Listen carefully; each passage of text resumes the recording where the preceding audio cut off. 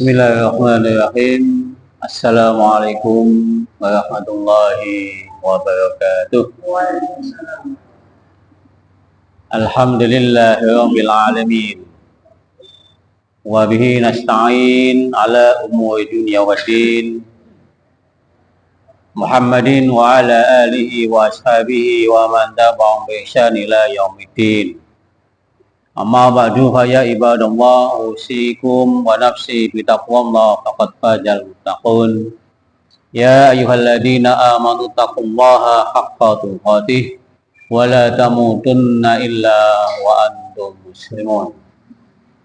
Wa qala aidan fi ayatil ukhra ya ayyuhalladzina amanu taqullaha wa qulu qawlan sadida yuslih lakum a'malakum wa yaghfir lakum dhunubakum wa may yuti'illaha wa rasulahu faqad faza fawzan 'azima. Bapak Ibu jamaah pengajian Masjid As-Salam malam Jumat yang dirahmati Allah Subhanahu wa taala. Alhamdulillah kita kembali bisa dipertemukan di lanjutan kajian malam Jumat untuk membahas, mengkaji hadis-hadis pilihan yang ada dalam kitab Mukhtarul Ahadits. Insya Allah ini sudah pertemuan yang kali kesekian. Sudah banyak hadis yang sudah kita sampaikan, kemudian kita kaji, dan insya Allah juga sudah kita praktekkan. Itu asik ya. Jadi beberapa yang sudah kita sampaikan yang kemudian gampang untuk kita amalkan. Insya Allah dari sekian hadis, wujud kita tidak hanya bisa memahami tapi juga sekaligus mempraktekkan sunnah-sunnah Nabi Muhammad SAW.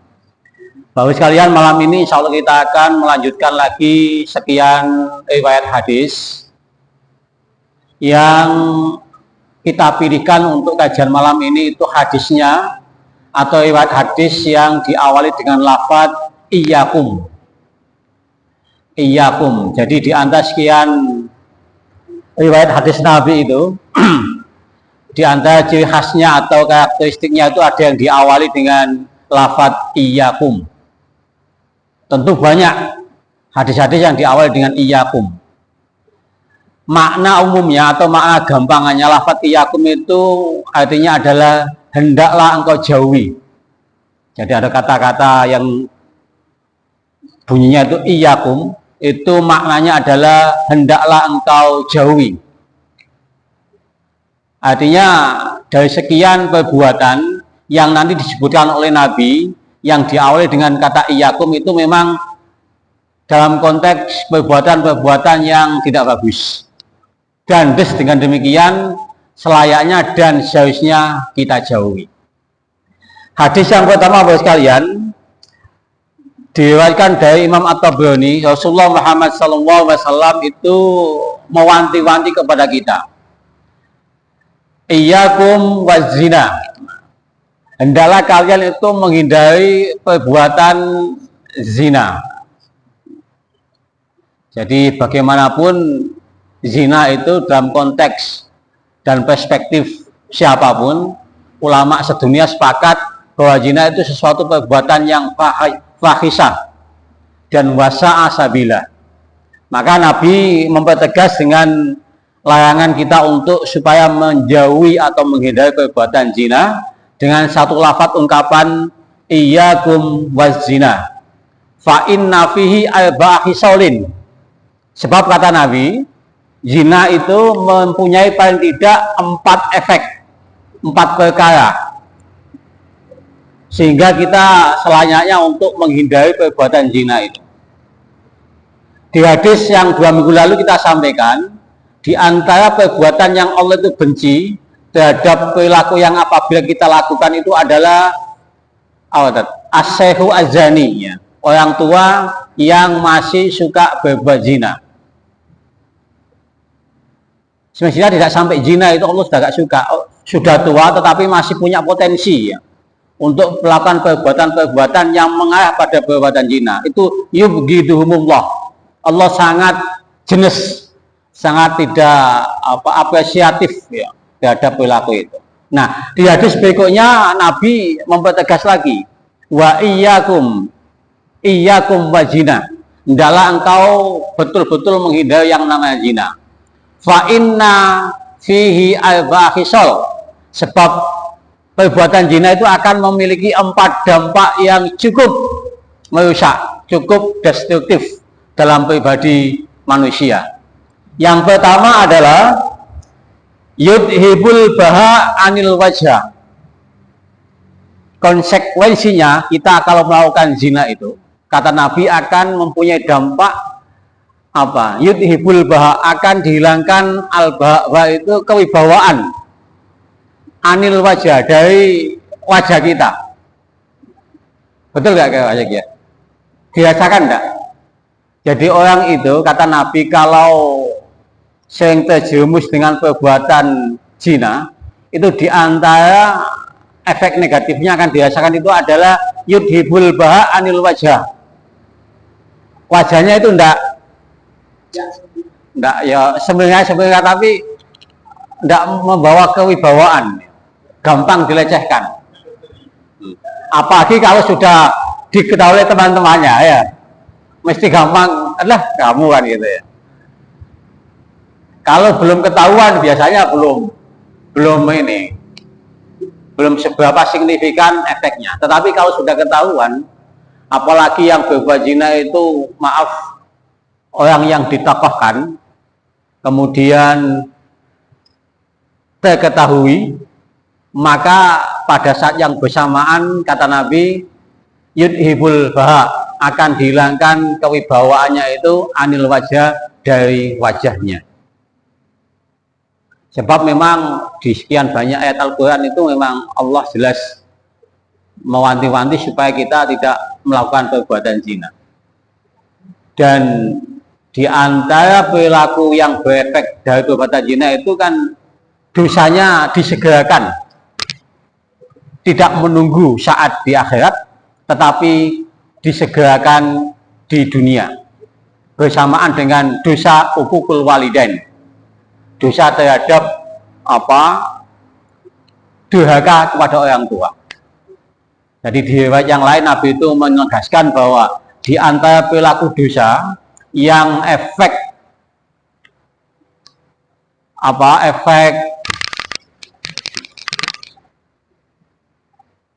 resonansinya itu langsung bisa dirasakan dalam kehidupan di dunia, itu adalah perbuatan zina dan uququl walidain, yaitu durhaka kepada orang tua. Nah, Nabi mempertegas bahwa di antara efek negatif dari zina itu adalah yudhibul baha anil wajah, akan dihilangkan kewibawaan dari wajah kita. Yang kedua, sekalian, kata Nabi bahwa efek negatif atau perkara yang menyertai kalau kita itu melakukan perbuatan zina adalah wayak to'rizqo, rezeki kita akan gampang untuk terputus, gampang kehilangan makna keberkahannya. Apalagi kalau dari rumah tangga, sekalian, kemudian kita itu masih macam-macam berbuat zina, ya. Apalagi topangan ekonomi kita itu misalkan bertumbuh pada istri kita, ya. Kita sudah tidak punya bargaining position kuat, masih macam-macam berbuat zina, ketahuan istri kita, maka diputuslah. Ya. Itu makna dari wayak to'rizqo. Jadi rezeki kita itu kemudian sama sekali habis dan menjadi terputus. Itu efek dari zina, ya. Yang selanjutnya kata Nabi, wa yuskhitur rahman, tentu Allah akan sangat murka kepada orang yang melakukan zina. Yang keempat, wa yujibul khuluda finnar, orang yang berbuat zina itu kata Nabi menjadi satu prasyarat bisa kekal di nerakanya Allah. Saya ulang lagi, orang yang berbuat zina yang mempunyai 4 arba'ah khisolin, mempunyai 4 perkara efek negatif itu, di antaranya yang keempat adalah menjadi prasyarat untuk kekal di nerakanya Allah sepanjang dia itu tidak bertobat dan sepanjang zina itu dianggap sebagai perbuatan yang tidak dosa. Makanya di riwayat yang lain kita kapan hari pernah menyampaikan itu, nanti di akhir zaman itu akan ada satu kaum yang menghalalkan zina.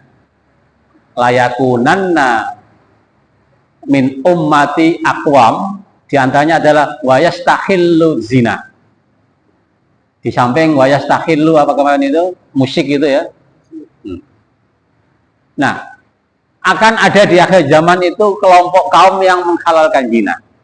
Nah, maka makna hadis ini tadi menjadi prasyarat untuk kekal di dalam nerakanya Allah itu adalah orang yang terjebak dalam zina dan kemudian saat meninggal dunia itu belum sempat tobat, ataupun sudah tobat tapi menjadikan perilaku zina ini sebagai sesuatu yang halal, akhirnya menjadi hobi. Jadi sering pindah-pindah Pak ya, bukan pindah rumah ya, bukan pindah tempat kos ya, tapi pindah, bukan pindah ke lain hati tapi pindah ke lain body ya.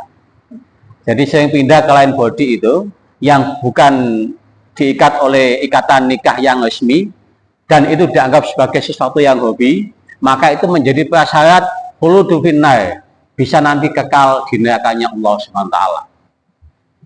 Meskipun dalam banyak riwayat dan ayat-ayat yang sahih itu yang akan kekal di akhirat itu kan, kekal di neraka itu kan perbuatan syirik ya, menyekutukan Allah dan tidak sempat tobat, itu akan kekal. Tentu bersama orang-orang yang kafir secara genealogis, mulai lahir sampai mati kafir dan tidak dikawal oleh hidayah dan tauhidnya Allah Subhanahu wa taala. Yang kedua orang syirik, menyekutukan Allah kemudian tidak sempat tobat. Dan yang ketiga ada tambahan lagi, orang yang menjadikan zina itu sebagai satu hobi dan menganggap bahwa zina itu adalah sesuatu yang baik-baik saja dan halal-halal saja sampai meninggal dunia kemudian belum sampai taubat, maka itu menjadi pintu masuk untuk bisa kekal di nerakanya Allah Subhanahu wa taala. Na'udzubillah min dzalik.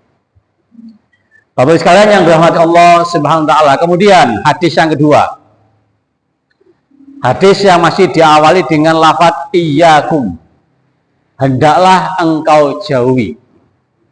Hendaklah engkau jauhi. Ini yang nanti coba kita cocokkan dengan kondisi kita.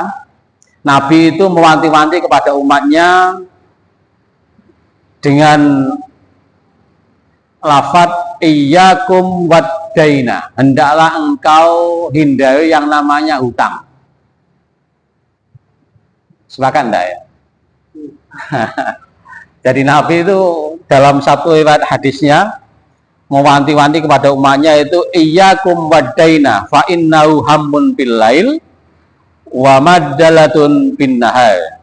Karena orang yang punya hutang itu siangnya akan merupakan sebuah kesusahan dan malamnya itu tidak bisa tidur ya, hina ya. Siangnya susah, malamnya gelisah. Itu orang yang terbelit dengan hutang, apalagi sampai jatuh tempo kemudian ada anaknya lagi ya, ada anakannya lagi, banyak ribanya. Itu akan menjadikan hutang menjadi sesuatu yang oleh Nabi kalau bisa kita hindari. Nah, paradigma hutang ini kan seolah-olah menjadi paradigma masyarakat modern.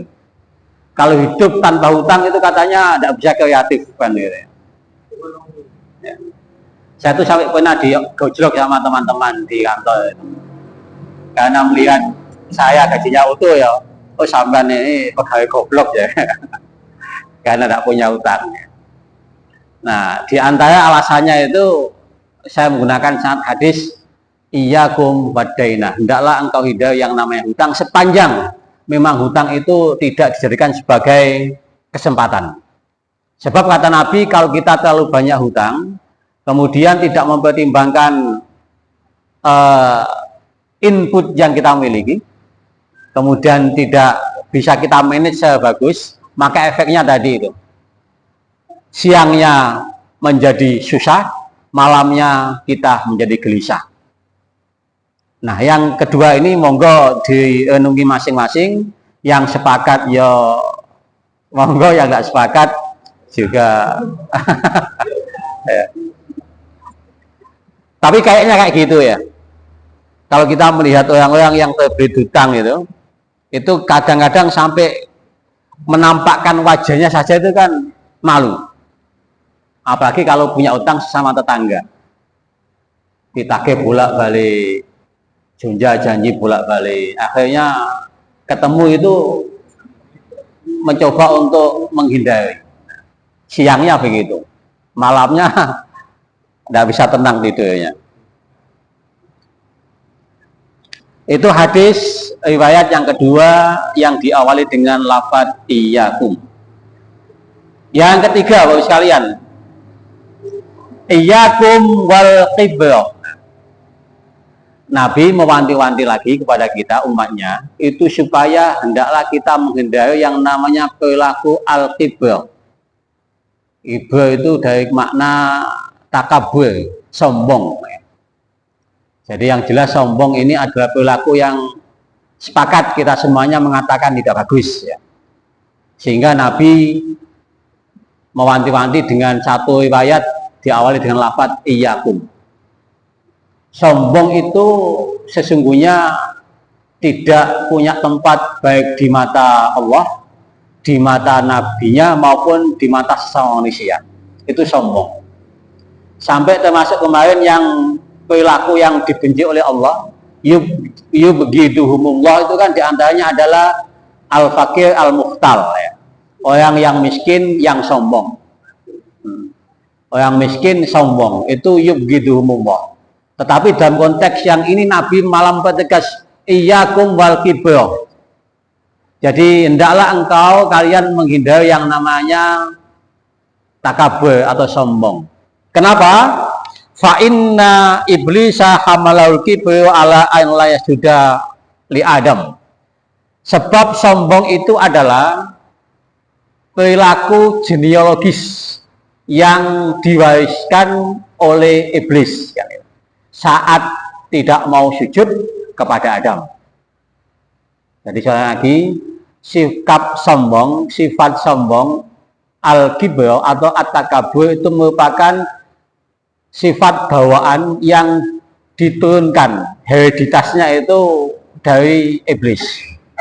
Sehingga kalau kita umat manusia itu lekat dengan sifat kesombongan, itu berarti keturunan iblis. Genealogisnya itu didapatkan dari iblis. Saat iblis itu disuruh untuk sujud kepada Adam, iblis kan kemudian dengan arogansinya ana khairum minhu khalaqtani min nar wa khalaqtahu min tin. Jadi saat Allah Subhanahu wa taala itu menciptakan Adam, walaqad khalaqnakum summa sawwarnakum summa qulna lil malaikati isjudu li adama fasajadu illa iblis lam yakum minas sajidin. Jadi saat Allah menciptakan Nabi Adam dan kemudian didesain dengan sempurna, dengan excellent, maka Allah meminta iblis untuk menghormat. Dalam bahasa Al-Quran itu untuk sujud di Adama, maka fasajadu malaikat sujud illa iblis, kecuali iblis lam yakum minas sajidin, karena iblis itu tidak mau dalam kelompok yang kategori sujud tadi itu. Ketika Allah bertanya melihat perilaku iblis yang menolak atas perintahnya itu, qala ma mana'aka alla tasjuda id amaitu. Apa engkau iblis ketika aku perintahkan untuk menghormat pada Nabi Adam, engkau menolaknya? Maka iblis menjawab dengan arogansinya tadi itu, qala ana khairum minhu khalaqtani min nar wa khalaqtahu min tin. Tak bisa kalau saya disuruh menghormat Adam. Wong saya ciptaan materinya dari api, sementara Adam dari tanah. Nah, starting point inilah yang kemudian menjadikan iblis itu diklaim sebagai makhluk pertama yang menebarkan dan mengkampanyekan perilaku takabur. Maka Nabi wanti-wanti iyyakum wal kibra. hendaklah engkau menghindari perilaku yang namanya sombong. Sebab sombong itu bawaannya iblis saat tidak mau menghormat kepada Nabi Adam. Jenengan coba buka di Quran surat berapa itu? Al-A'raf itu. Itu kan ada narasi yang agak panjang, dialog Allah dengan iblis. Jadi ketika Allah menciptakan Nabi Adam, kemudian menyuruh sujud, iblis menolak dengan tadi gayanya yang sombong tadi itu, ana khairum minhu khalaqtani min nar wa khalaqtahu min tin. Sampai kemudian deklarasinya iblis untuk menggoda anak Adam dengan cara menggoda dari kanan, dari kiri, dari depan, dari belakang. Summa la'atiyannahum min baini aydihim wa min khalfihim wa an aymanihim wa an sama'ilihim. Kalau aku sudah dicap untuk tidak masuk surga dan dimasukkan neraka, maka saya akan mendeklarasikan untuk menjadikan anak cucu Adam sebagai rivalitas saya. Dengan saya selalu goda sepanjang hidupnya nanti, saya goda dari sisi depan. Kalau gagal akan saya goda dari sisi belakang. Min baini aidihim, depan, wa min aidihim wa an sama sumala'atiyanau min baini aidihim wa min khalfihim, dari sisi belakang, wa an aimanihim, dari sisi kanan, wa an sama'ilihim, akan saya goda dari sisi kiri. Tetapi di Al-Quran itu tidak sebutkan iblis akan menggoda dari atas, hanya depan, belakang, kanan, dan kiri. Sehingga ketika manusia itu habis berhasil digoda dari kanan, kemudian ingat dia masih punya posisi untuk minta ampun ke atas. Karena iblis itu tidak punya peluang dari arah atas saat menggoda. Maka posisi atas itu kita gunakan ketika habis digoda iblis dan kita sadar, maka kita melakukan taubatan itu menuju ke atas. Mengangkat tangan kita untuk kemudian memohon ampunan Allah yang ada di atas. Wala tajidu aksaruhum syakirin, iblis itu akan gagal menggoda kita apabila kita itu menjadi hamba-hamba Allah yang pandai bersyukur. Di ayat yang lain, iblis itu akan gagal menggoda kita dari beberapa penjuru ayat tadi itu kalau kita menjadi hamba-hamba Allah yang ikhlas. Jadi Bapak sekalian, itu tadi Nabi wanti-wanti kepada kita untuk menghindari perilaku sombong. Iyyakum wal kibra. Fa inna iblis hamalahul kibru ala alla yasjuda li Adam, sebab iblis itu yang menjadi bibit atau yang mendorong untuk sombong karena tidak mau sujud kepada Bani Adam. Yang kedua, Nabi juga mewanti-wanti, wa iyyakum wal khirsah, hendaklah kalian umatku itu menjauhi perilaku yang namanya al-khirsah. Al-khirsah itu apa ya?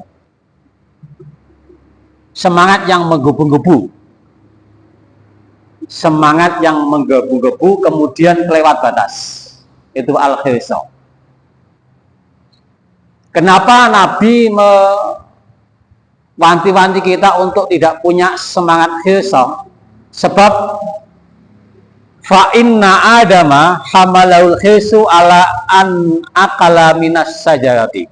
Sebab perilaku al-khirsah itu pernah ditampilkan, dicontohkan oleh Nabi Adam ketika dia tidak serantan untuk makan buah khuldi. Jadi punya semangat yang terlalu penggebu-gebu, yang itu tidak bagus. Allah mewanti-wanti, wa qulna ya adamuskun anta wa zaujukal jannata fakula minha ragadan haitsu syi'tuma wa la taqrabaha bisajarata fatakuna minadz zalimin. Jadi Allah mengatakan kepada Adam, Adam, kamu sama istrimu silakan tinggal di surga. Kemudian nikmati semua fasilitas yang ada di surga. Hanya ingat, wala taqrabaha bisajarah, engkau jangan dekati pohon ini. Maksudnya pohon khuldi. Tidak usah dibayangkan pohon khuldi itu, buah khuldi itu kayak anggur atau kayak apel ya. Kayak khuldi lah ya. Karena kata khuldi, kata khalidin itu kekal, Maka Pak Fasih maknai buah khuldi itu buah yang apabila dimakan maka bisa menjadi kekal. Nah, itu yang menjadi pintu masuk iblis menggoda Adam. Jadi supaya Anda kekal di surga selamanya, maka makanlah buah itu. Nah, Allah sudah mewanti-wanti. Nah, Nabi Adam punya sifat yang namanya al-khisa. Jadi semangat menggebu-gebu, nang gitu ya. Apalagi sama diprovokasi sama iblis, akhirnya makanlah buah khuldi. Nah, perilaku menggebu-gebu yang tanpa dasar, yang kemudian didasari dengan emosi, itu Nabi tidak suka kepada kita. Maka amanahnya beliau adalah iyyakum wal khisa. Yang pertama adalah iyyakum wal kibra, karena al-kibra itu identik dengan sifat iblis. Maka yang kedua iyyakum wal khisa itu identik dengan bapak kita Adam. Nah, saat kemudian Nabi Adam itu kecelik, menyesal habis makan buah khuldi, maka dia kemudian berdoa kepada Allah. Di ayat yang lain, Rabbana dolamna anfusana ya, wa ilam taghfir lana wa tarhamna lanakunanna minal khasirin.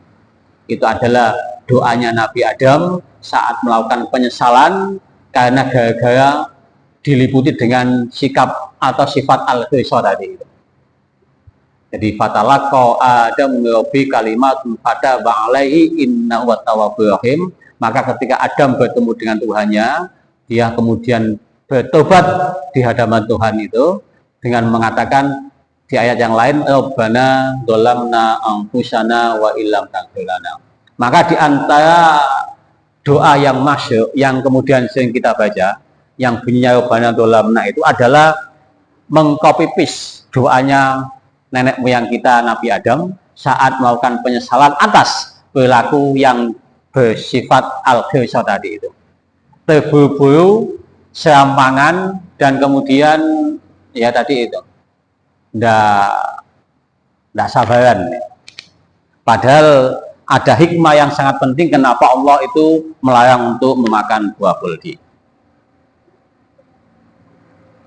Berikutnya Bapak sekalian yang dirahmati Allah Subhanahu wa taala, Nabi Muhammad SAW juga mewanti-wanti kita untuk supaya kita menghindari yang namanya wa iyyakum al hasada.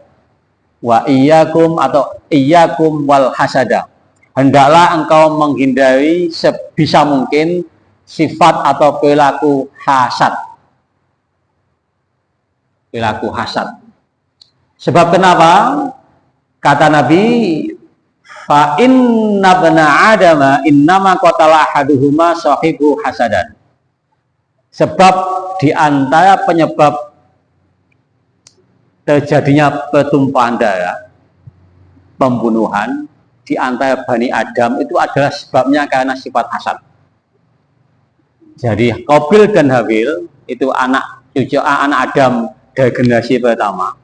Kemudian terjadi saling pembantaian membunuh itu karena dipicu, triggernya adalah karena sifat hasad. Mungkin ceritanya jenengan lebih paham nih, karena merasa tidak adil pembagian jodoh itu ya, yang satu merasa dapat tidak bagus, satunya dapat bagus, akhirnya dengan provokasi setan muncul sifat hasad, iri dengki, terjadilah pembantaian, pembunuhan. Nah, episode pembunuhan jiwa yang pertama itulah Qabil Habil. Pemicunya adalah sifat hasad. Maka Nabi wanti-wanti, iyyakum wal hasada. Hendaklah kalian menghindari yang namanya perilaku sifat hasad. Bapak-ibu sekalian yang dirahmati Allah Subhanahu wa taala.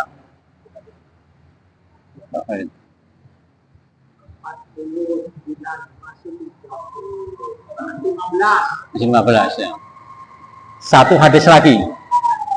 Bapak sekalian yang dirahmati Allah Subhanahu wa taala, jadi sudah ada 3 riwayat hadis yang diawali dengan kata atau lafaz iyyakum. 3 hadis tadi itu derajat hadisnya sahih. Dan itu kemudian menjadikan kita untuk bisa mengambil sebagai satu pelajaran dan kemudian kita jadikan sebagai pedoman dalam hidup dan kehidupan kita. Di riwayat yang lain, Nabi juga menyampaikan tentang bahayanya sifat hasad. Iyyakum wal hasada. Di riwayat Muslim ini ya. Iyyakum wal hasada. Hindarilah olehmu sifat hasad. Fa innal hasada ya'kulul hasanat. Sebab kenapa? Sifat hasad itu akan memakan kebaikan yang telah kita akumulasi, kita kumpulkan. Kama ya'kulun nar hatoba. Analognya itu kata Nabi, sifat hasad yang memakan kebaikan itu sama dengan api yang memakan kayu bakar. Itu di riwayat yang lain. Dan ini yang lebih sering kita dapatkan dari jamaah-jamaah dan kajian-kajian itu. Tapi untuk yang tadi itu, bahwa kenapa kita harus menghindari sifat hasad, kata Nabi, sebab hasad itu yang menjadi pemicu utama. Awal episode pembunuhan Qabil dan Habil itu juga karena sifat hasad. Kalau hari ini penghilangan jiwa satu dengan yang lain juga biasanya ujung-ujungnya karena sifat hasad itu. Pembagian waris yang tidak adil itu ya. Pembagian kue kekuasaan tidak adil ya. Akhirnya saling membantai, saling membunuh. Nah, Bapak-Ibu sekalian, di antara perilaku-perilaku di atas itu kata Nabi menjadi apa ini? Di akhir hadisnya, fahunna aslu kulli khati'ati. Dan yang disebutkan di atas tadi itu al-kibro, kemudian al-khirsa, kemudian al-hasadu, itu menjadi awal, menjadi asal, menjadi basis dari setiap khati'ati, kesalahan. Karena kesalahan maka akan berujung pada perilaku-perilaku yang merusak. Orang sombong itu salah, dan biasanya karena sombong akan berperilaku yang macam-macam. Di antara sekian banyak ulama menjelaskan sumber kesombongan manusia, itu yang pertama adalah karena secara fisikly merasa lebih hebat, lebih gagah, materinya lebih banyak. Maka iblis tadi menjadi contoh yang paling absah bahwa dia sombong itu karena dari ciptaannya yang paling bagus. Lebih jauh lagi karena memang punya lebih kapital dibanding dengan yang lain, punya kemampuan kapitalisasi dalam penguasaan kekayaan, itu akan menjadi pintu kita bisa menjadi sombong. Yang ketiga, karena punya kelebihan dalam ilmu pengetahuan, itu juga akan gampang sombong, yang wujud konkretnya biasanya gampang menggoblok-goblokkan orang lain. Orang kalau sudah gampang menggoblok-goblokkan, membodoh-bodohkan, itu wujud dari arogansi, kesombongan ilmu pengetahuan. Dan yang ketiga biasanya ya tadi itu wajah ya. Yang ganteng itu biasanya cenderung hina yang tidak ganteng. Yang mancung itu biasanya suka menghina yang tidak mancung. Nah, ini wujud-wujud pengembangan dari perilaku sombong yang dijelaskan oleh para ulama-ulama hadis maupun ulama yang lain. Bapak sekalian yang dirahmati Allah Subhanahu wa taala,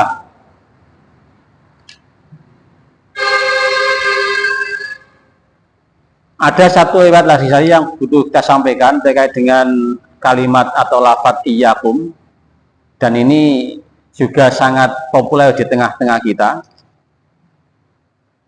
Dan ini nanti kita coba kaitkan dengan ayat-ayat Al-Quran yang memperkuat ungkapan atau riwayat hadis Nabi yang diawali dengan iyyakum ini.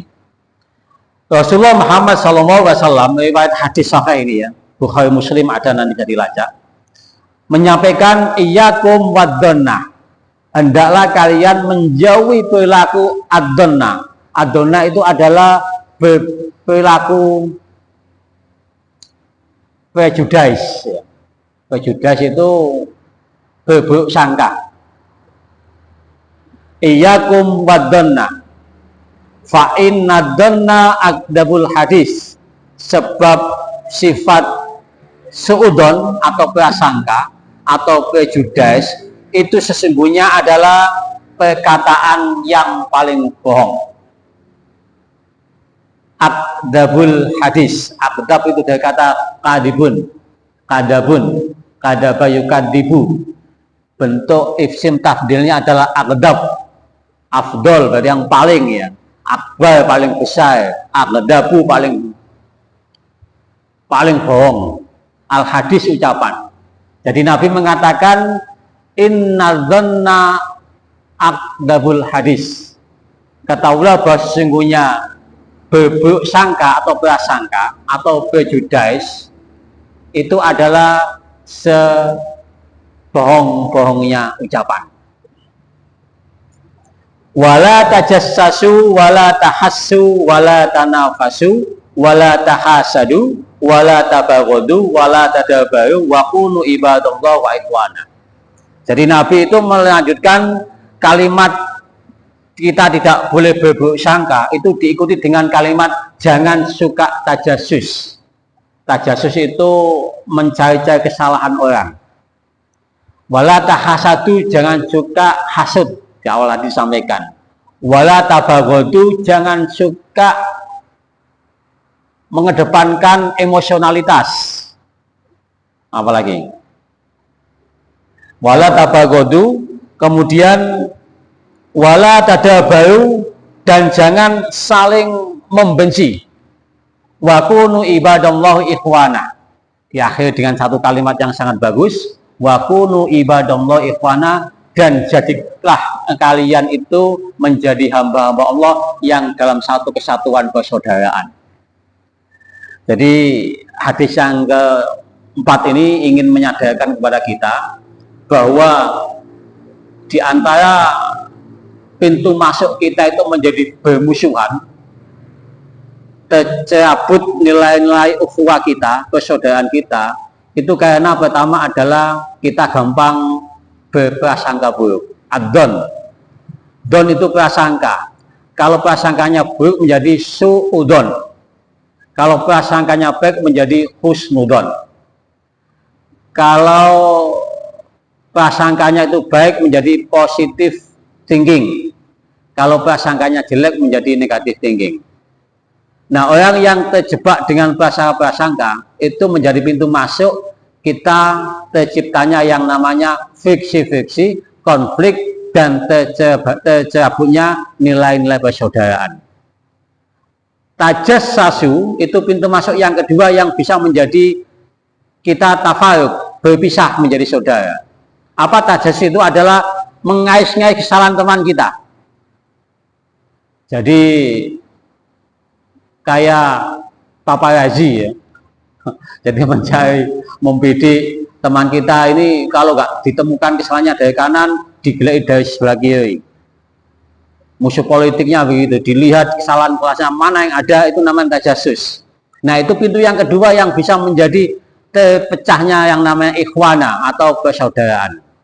Maka Nabi di akhir riwayat ini mewanti-wanti wa kunu ya ibadallahi ikhwana. Maka jadilah kalian hai hamba-hamba Allah itu terikat dalam satu persaudaraan, yaitu ikhwan. Ikhwanul muslimin, persaudaraan sesama muslim. Ukhuwah Islamiyah, menjadi dalam satu persaudaraan yang Islamiyah. Ukhuwah watoniyah, terikat dengan persaudaraan sebangsa dan setanah air. Dan yang penting lagi ada ukhuwah basyariyah, terikat satu persatuan sesama manusia. Tidak harus pandang sesama agama, tidak, pokoknya sesama manusia. Kalau nilai-nilai kebersamaan itu kita dapatkan, maka harus kita ikat dengan yang namanya ukhuwah.